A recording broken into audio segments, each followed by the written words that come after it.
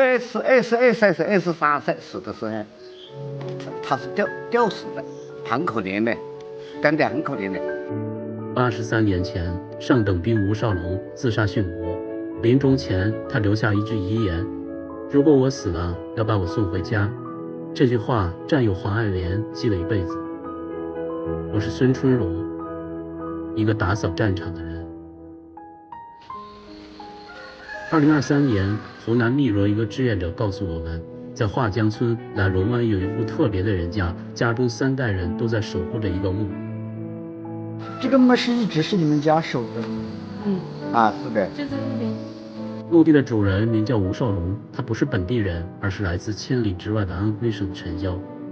墓地紧挨着这户人家的老屋，80多年过去，墓碑依旧完好，上面清晰地写着上等兵吴少龙之墓，陆军95师司令部立。这个前面这一块地方呢，基本上就是以前的那个野战医院炸点。据守墓人讲述，这里除了埋葬吴少龙外，还埋葬了300多位伤重不治的士兵。时间回到1939年，第一次长沙会战期间，国民革命军第95师撤退到华江村，并将当地陈家庄园东边征用为战地医院，抢救前线的士兵。第95师素来以勇猛著称，有当阳部队的美誉，其前身是马鸿逵的马家军，由一群西北健儿组成，作战凶悍，精通骑术。武汉会战结束后，编入第37军。在第一次长沙会战时，该部队负责在新墙河一带阻击日军。随着战事的日趋惨烈，伤员越来越多，战地医院的人手出现紧缺。彼时年仅16岁的黄爱莲刚刚嫁人，安稳日子没过几天，乡里征兵紧接着传来，丈夫家有3兄弟，按照当时的指标需要抽走2名。考虑到丈夫因病卧床无法服役，黄爱莲便和家里人商量，由她顶替丈夫弃夫从军，由此被安排到战地医院，成为了一名2等看护，负责照看伤员，而吴少龙便是这所医院的看护长。就是我母亲呢，就代替父亲就在军医院做护士，几多年之后呢，就认识了吴少龙，就是在当手下做事，在经营上呢到我们家来，比较谈得来些吧。一批又一批的伤员从前线退下，多的时候几百人，每天都要为他们上药、喂水、喂饭。在高强度的看护工作中，吴少龙不幸感染病毒。刚开始时只是伴随着一些皮肤红肿和发烧的症状，直至后来眼睛也看不清了。可是他在感染了，他自己的眼睛也自己眼睛也瞎掉了。生病期间，他时常跟黄爱莲聊起自己在安徽老家的亲人，还半开玩笑说，如果我死了，要把我送回家。而且还是想回去噻，是吧？还是希望我母亲能够以后能够有所帮助些吧。1940年4月，为了不传染其他人，脱离部队，20多岁的吴少龙选择了上吊自杀。22岁、23岁死的时候，他是吊死的，很可怜的，真的很可怜的。他以这样的方式结束了自己的生命，决绝又悲壮。第95师司令部感念他的事迹，单独为他在战地医院旁立了一块墓碑。后来部队转移，黄爱莲因为怀有身孕，没有跟随部队撤退，但往后的日子里，他一直没有忘记战友的心愿。当时我母亲呢病故的时候呢，他还是接待了我们，晓得吧？要把点事情处理好，这能够把他送回家，就是他最大的幸运。2018年，年逾90的黄爱莲找到《岳阳日报》，希望借助媒体的力量找到战友吴少龙的亲人。让人遗憾的是，他并没有等到战友魂归故里的那一天。2019年，黄爱莲逝世，享年95岁。走访结束后，我们立即在网络上发布了一则寻亲视频。请安徽全椒的网友注意，湖南汨罗华江村发现一座抗战英烈的墓碑，墓碑记载吴少龙，安徽全椒周家港人。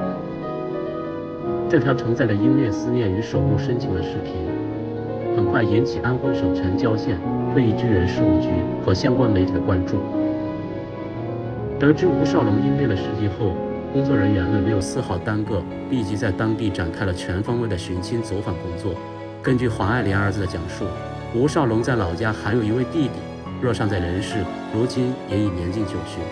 我们在志刚村找了几个月，通过各种平台来发布，也有好多认亲的，但是这边核实没有少字辈，也去实地走访了，但是都是没有找到。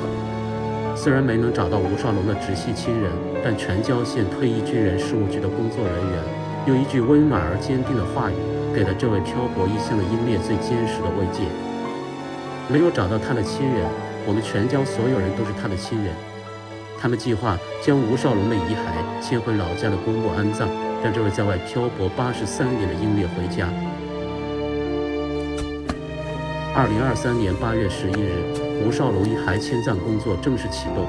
项目组的成员们顶着酷暑，怀着无比崇敬的心情，在吴少龙的墓地小心翼翼地开展遗骸收敛工作，每一个动作都轻柔而庄重，生怕惊扰了这位沉睡多年的英烈。这是皮带扣，确实是皮带扣，已经很明显了，看到没？冒灰了哦！现在已经发现英烈的遗骸了，已经发现英烈的遗骸了。时隔83年，吴少龙终于可以回家了。我们回家了！回家了！回家了！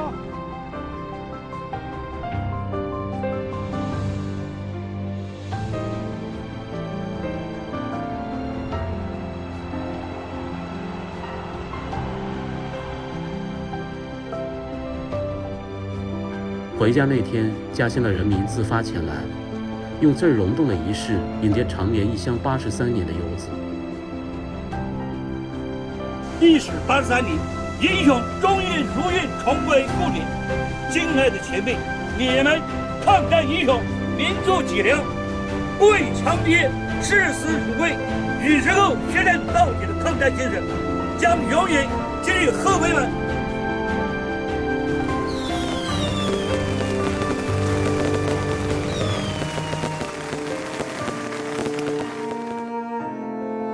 从黄爱莲一家83年的默默守护，到全椒县退役军人事务局的执着寻亲，再到英烈遗骸归乡，落叶归根。这不仅是一场跨越世纪的归乡之路，更是一场关于守护、感恩与铭记的温暖接力。愿每一位抗战未归的孩子都能回到家乡，每一份坚守与善意都能被时光铭记。